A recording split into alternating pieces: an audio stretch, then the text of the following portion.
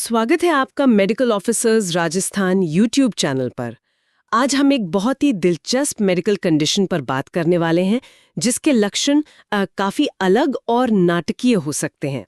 Cushing syndrome. हमारे पास जो स्रोत सामग्री है, एक मेडिकल दस्तावेज और उससे जुड़ा एक चित्र, हम उसी के आधार पर गहराई से समझने की कोशिश करेंगे कि आखिर ये सिंड्रोम है क्या, क्यों होता है और इसे पहचाना कैसे जाता है। बिल्कुल। और ये हमारे एंडोक्राइन सिस्टम यानी जो ग्रंथियां हार्मोन बनाती हैं उनसे जुड़ी एक अहम स्थिति है। सीधी सी बात है, जब शरीर में कॉर्टिसोल, जिसे हम स्ट्रेस हार्मोन भी कहते हैं, जरूरत से ज्यादा हो जाता है तब कुशिंग सिंड्रोम होता है। और इसे समझना इसलिए भी जरूरी है क्योंकि इसकी वजह कई हो सकती हैं और सही इलाज के लिए सही वजह जानना वो बहुत क्रिटिकल है। ठीक है, तो चलिए शुरू करते हैं। जैसा आपने कहा, मूल समस्या है कॉर्टिसोल का बढ़ जाना। अब स्रोत के हिसाब से इसके कारण मोटे तौर पर दो तरह के हैं, बाहरी मतलब एक्सोजीनस और अंदरूनी यानी एंडोजीनस। और इसमें बाहरी कारण शायद ज्यादा आम है। हाँ, बिल्कुल। सबसे आम वजह है बाहर से स्टीरॉयड दवाएं लेना, जिन्हें हम ग्लूकोकॉर्टिकॉइड्स कहते हैं। कई बीमारियां हैं जैसे अस्थमा है या रूमेटॉइड आर्थराइटिस, कुछ ऑटो इम्यून डिसऑर्डर्स। इनके इलाज में लंबे समय तक स्टीरॉयड लेने पड़ जाते हैं कभी-कभी। अच्छा, तो जब कोई बाहर से स्टीरॉयड ले रहा है तो शरीर का अपना सिस्टम वो कैसे रिएक्ट करता है? क्या वो खुद कॉर्टिसोल बनाना कम कर देता है? हाँ, बिल्कुल सही पकड़ा आपने। शरीर का अपना हार्मोन कंट्रोल सिस्टम है ना, वो इसे पहचान लेता है। पिट्यूटरी ग्रंथि जो दिमाग में है और नॉर्मली एड्रिनल ग्रंथियों को सिग्नल भेजती है कॉर्टिसोल बनाने के लिए। वो सिग्नल होता है ACTH हार्मोन। तो पिट्यूटरी वो ACTH सिग्नल भेजना कम कर देती है, तो खून में ACTH का लेवल वो गिर जाता है। नतीजा, हमारी एड्रिनल ग्रंथियां जो किडनी के ऊपर होती हैं और कॉर्टिसोल बनाती हैं, वो सुस्त पड़ जाती हैं, सिकुड़ जाती हैं। इसी को बायलैटरल एड्रिनल एट्रोफी कहा गया है स्रोत में। समझ गए, ये तो हुई बाहरी वजह। लेकिन अगर कोई स्टेरॉइड नहीं ले रहा तब तो अंदरूनी कारणों की बात आएगी, है ना? एकदम सही। और यहीं से मामला थोड़ा और पेचीदा होता है। अंदरूनी कारणों को हम फिर दो हिस्सों में देखते हैं कि समस्या ACTH पर निर्भर है यानी ACTH डिपेंडेंट या उससे स्वतंत्र है ACTH इंडिपेंडेंट। ACTH इंडिपेंडेंट, इसका मतलब हुआ कि ACTH का कोई रोल नहीं है इसमें? मतलब ज्यादा कॉर्टिसोल बनने की वजह सीधे एड्रिनल ग्रंथि में ही है। पिट्यूटरी से जो ACTH सिग्नल आ रहा है उसका इस पर कोई असर नहीं। एड्रिनल ग्रंथि अपने आप ही ज्यादा कॉर्टिसोल बना रही है। अब ऐसा क्यों हो सकता है? हो सकता है एड्रिनल ग्रंथि में कोई ट्यूमर हो, जैसे एडेनोमा जो बिनाइन होता है, या कभी-कभी कैंसर भी, कार्सिनोमा, या फिर ग्रंथि खुद ही बढ़ गई हो, जिसे हाइपरप्लाजिया कहते हैं। और क्योंकि शरीर में कॉर्टिसोल पहले से ही इतना ज्यादा है, तो पिट्यूटरी इसे सेंस करके ACTH बनाना कम कर देती है। तो इस केस में ब्लड टेस्ट में कॉर्टिसोल तो बढ़ा हुआ मिलेगा, लेकिन ACTH का लेवल कम मिलेगा, सप्रेस्ड। अच्छा, तो ACTH कम होना एक बड़ा क्लू है कि प्रॉब्लम शायद एड्रिनल ग्रंथि में है। लेकिन अगर ब्लड टेस्ट में ACTH कम होने के बजाय बढ़ा हुआ मिले तब क्या मतलब है इसका? बहुत अच्छा सवाल। अगर ACTH ज्यादा है तो ये इशारा है ACTH डिपेंडेंट कुशिंग सिंड्रोम की तरफ। यहाँ प्रॉब्लम यह है कि कोई चीज है जो जरूरत से ज्यादा ACTH बना रही है, और यही बढ़ा हुआ ACTH एड्रिनल ग्रंथियों को लगातार उकसा रहा है कि भाई और कॉर्टिसोल बनाओ और बनाओ। अब सवाल यह कि ज्यादा ACTH आ कहां से रहा है। इसके दो मुख्य स्रोत हो सकते हैं। पहला और अंदरूनी कारणों में सबसे कॉमन वो है पिट्यूटरी ग्रंथि में ही एक ट्यूमर का होना। आमतौर पे एक बिनाइन ट्यूमर होता है, एडेनोमा। यह ट्यूमर बिना रुके ACTH बनाता रहता है। इसी खास स्थिति को कुशिंग डिजीज कहते हैं। अच्छा, तो कुशिंग सिंड्रोम और कुशिंग डिजीज में ये फर्क है। सिंड्रोम एक अम्ब्रेला टर्म है और डिजीज वो स्पेसिफिक टाइप है जो पिट्यूटरी ट्यूमर से होता है। बिल्कुल। और स्रोत भी यही कह रहा है कि अंदरूनी कारणों में कुशिंग डिजीज सबसे आम है। दूसरा स्रोत है एक्टोपिक ACTH सिक्रीशन। एक्टोपिक मतलब गलत जगह पर। यहाँ ACTH पिट्यूटरी से नहीं आ रहा, बल्कि शरीर में कहीं और कोई ट्यूमर है जो ACTH बना रहा है। जैसे फेफड़ों का एक खास किस्म का कैंसर होता है, स्मॉल सेल लंग कैंसर, या कुछ और न्यूरोएंडोक्राइन ट्यूमर भी ACTH बना सकते हैं।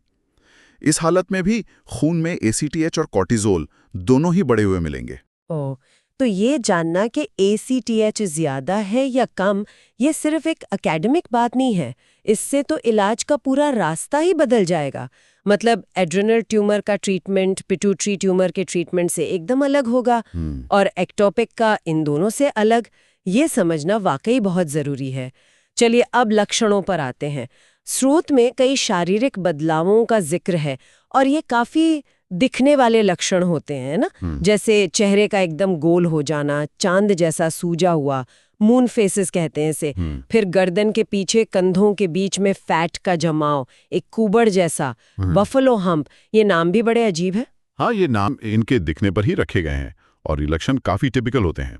असल में कॉर्टिसोल न सिर्फ फैट के जमाव को बढ़ाता है बल्कि उसे शरीर के कुछ खास हिस्सों में रीडिस्ट्रीब्यूट भी करता है, जैसे चेहरा, गर्दन और धड़, जिसे ट्रंकल ओबेसिटी कहते हैं।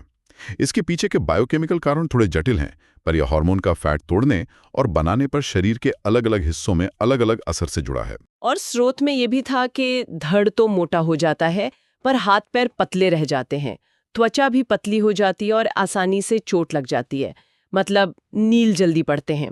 और पेट या जांघों पर वो बैंगनी रंग के खिंचाव के निशान, स्ट्रेच, ये सब क्यों? ये सब भी कॉर्टिसोल के ही असर हैं। कॉर्टिसोल एक कैटाबॉलिक हार्मोन है, मतलब ये प्रोटीन को तोड़ता है। इससे मांसपेशियां कमजोर होती हैं, इसीलिए हाथ पैर पतले लग सकते हैं। और त्वचा का कोलेजन भी टूटता है, इससे त्वचा पतली और नाजुक हो जाती है।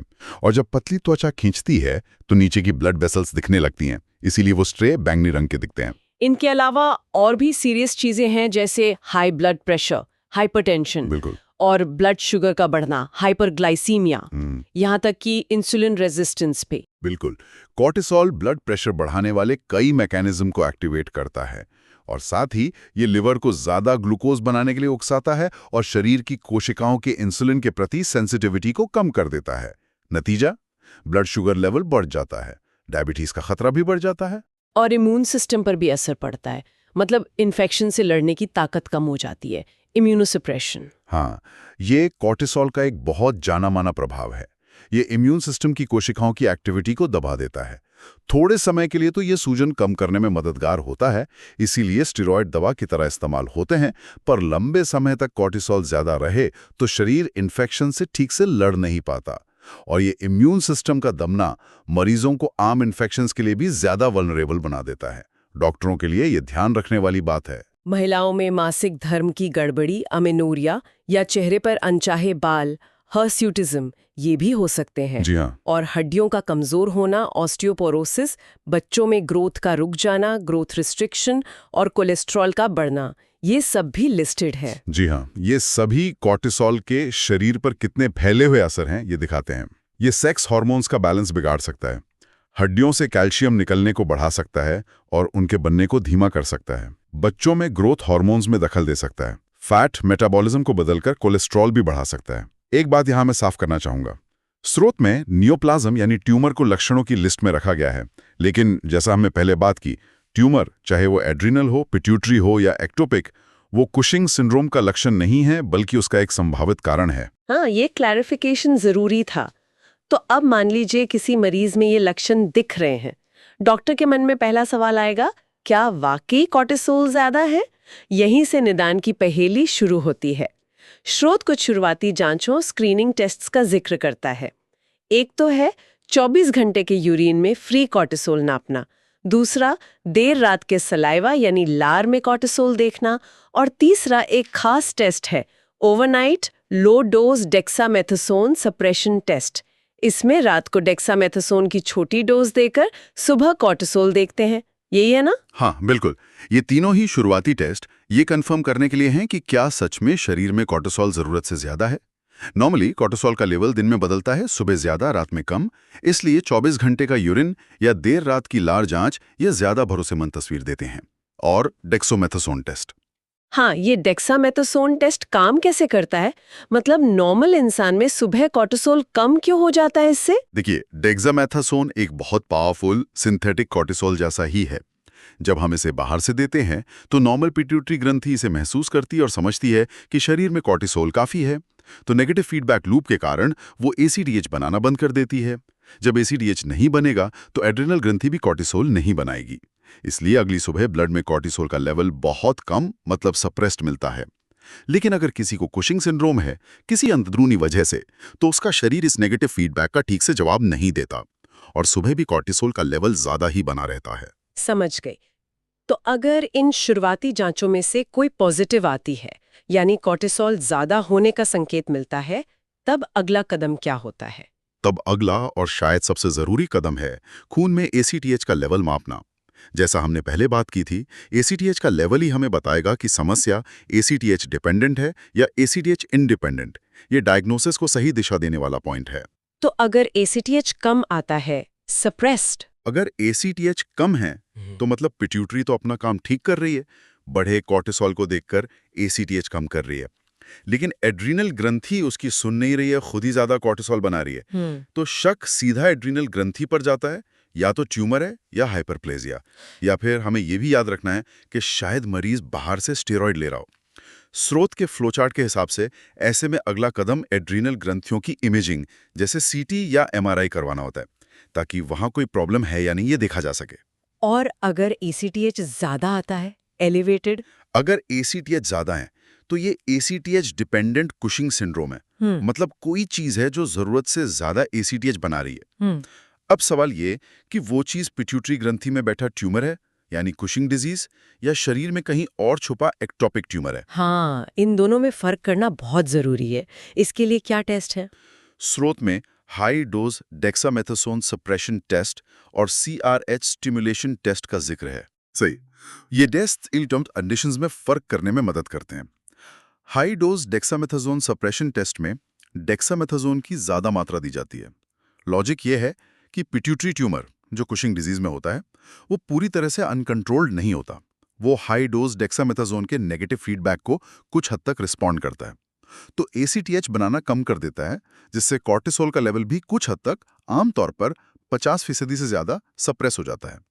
लेकिन एक्टोपिक ट्यूमर अक्सर इस नेगेटिव फीडबैक को बिल्कुल इग्नोर कर देते हैं। हाई डोज देने के बाद भी ACTH और कॉर्टिसोल का लेवल दबता नहीं है। इसी तरह CRH स्टिमुलेशन टेस्ट है। CRH वो हार्मोन है जो नॉर्मली हाइपोथैलेमस से निकलकर पिट्यूटरी को ACTH बनाने के लिए स्टिमुलेट करता है। जब हम बाहर से CRH देते हैं तो कुशिंग डिजीज वाले पिट्यूटरी ट्यूमर अक्सर इस पर रिस्पॉन्ड करते हैं और ACTH और कॉर्टिसोल का लेवल और ज्यादा बढ़ जाता है, जबकि एक्टोपिक ट्यूमर आमतौर पर CRH पर कोई खास रिएक्शन नहीं दिखाते। अच्छा, तो इन टेस्ट्स के नतीजों से एक अंदाजा लग जाता है कि ACTH पिट्यूटरी से आ रहा है या कहीं और से। इसके बाद इन टेस्ट के नतीजों के आधार पर ही डॉक्टर तय करते हैं कि आगे कौन सी इमेजिंग करानी है। अगर शक कुशिंग डिजीज पर है यानी पिट्यूटरी सोर्स पर, तो पिट्यूटरी ग्रंथि की MRI करवाते हैं ताकि वो छोटा सा ट्यूमर मिल सके। अगर शक एक्टोपिक सोर्स पर है तो फिर आमतौर पर छाती, पेट और पेल्विस का CT या MRI स्कैन किया जाता है, क्योंकि एक्टोपिक ट्यूमर अक्सर इन्हीं जगहों पर मिलते हैं, जैसे फेफड़ों में, पैंक्रियाज में या एड्रीनल मेडुला में। तो इन सब बातों का निचोड़ क्या निकलता है? हमने आज कुशिंग सिंड्रोम पर काफी विस्तार से बात की। संक्षेप में कहें तो ये शरीर में कॉर्टिसोल हार्मोन के बहुत ज्यादा हो जाने से होता है। इसके पीछे बाहरी स्टीरॉयड दवाओं से लेकर एड्रिनल ग्रंथि का ट्यूमर, पिट्यूटरी ग्रंथि का ट्यूमर जिसे कुशिंग डिजीज कहते हैं, या शरीर में कहीं और बनने वाला ACTH यानी एक्टोपिक कारण, ये सब हो सकते हैं। इसके लक्षण भी काफी खास है। वो moon faces, buffalo hump, truncal obesity, पतली त्वचा, ब्लड प्रेशर और शुगर का बढ़ना वगैरह।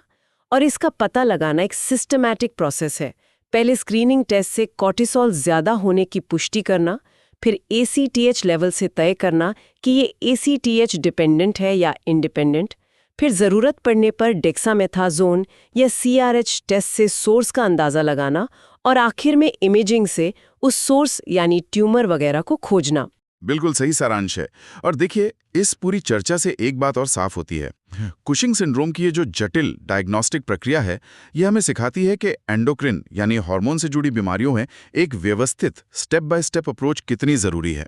सिर्फ ये जानना काफी नहीं कि हार्मोन ज्यादा है, बल्कि ये जानना कि कौन सा हार्मोन, कॉर्टिसोल या ACTH, और कहां से, एड्रीनल, पिट्यूटरी या एक्टोपिक, ज्यादा आ रहा है, यही सही और असरदार इलाज की नींव रखता है। ये सिर्फ एक ब्लड टेस्ट की रिपोर्ट देखने से कहीं ज्यादा गहरी बात है।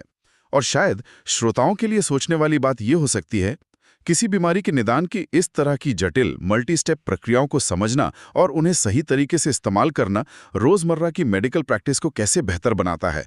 ये मरीज के लिए क्यों मायने रखता है कि हम सिर्फ लक्षणों का इलाज ना करें, बल्कि समस्या की जड़ तक पहुंचने की कोशिश करें। इस पर विचार किया जा सकता है।